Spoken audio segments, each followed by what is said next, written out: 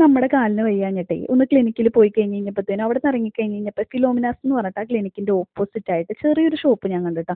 ഇത്രയും നാളും എൻ്റെ കണ്ണിൽ പെട്ടിട്ടുണ്ടായിരുന്നില്ല കേട്ടോ. നാച്ചുറൽ ആയിട്ടുള്ള പൊടികൾ സാധനങ്ങളെല്ലാം കിട്ടുന്ന ഒരു സ്ഥലമാണ്.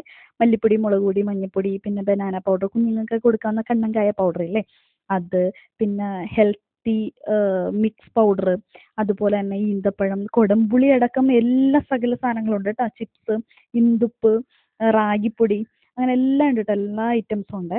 നമുക്ക് തിരീശ് ഉള്ളൂ എന്നുണ്ടെങ്കിലും ഹെൽത്തി ആയിട്ടുള്ള സാധനങ്ങൾ കുറച്ച് വീട്ടിൽ എല്ലാത്തിനും ഷുഗർ ഉണ്ടല്ലോ അതൊക്കെ വാങ്ങി ഞാൻ ഇറങ്ങിയിട്ടാ. ഇഷ്ടം പോലെ ഐറ്റംസ് ഉണ്ട്. അങ്ങനെ അതൊക്കെ വാങ്ങിയിട്ട് ഇറങ്ങിക്കഴിഞ്ഞിട്ട് ഡെസി ഡംപ്ലിങ്സ് നിങ്ങൾ ഇൻസ്റ്റയിലും ഫേസ്ബുക്കിലൊക്കെ കണ്ടിട്ടുണ്ടാവും, യൂട്യൂബിലൊക്കെ ഉണ്ട്. ഇവരുടെ അത്യാവശ്യം ഫേമസ് ആയിട്ടുള്ള ഷോപ്പാണ്. 2 ഷോപ്പുണ്ട് നമുക്ക് ഇവർക്ക് പറവൂർക്കായിട്ട്.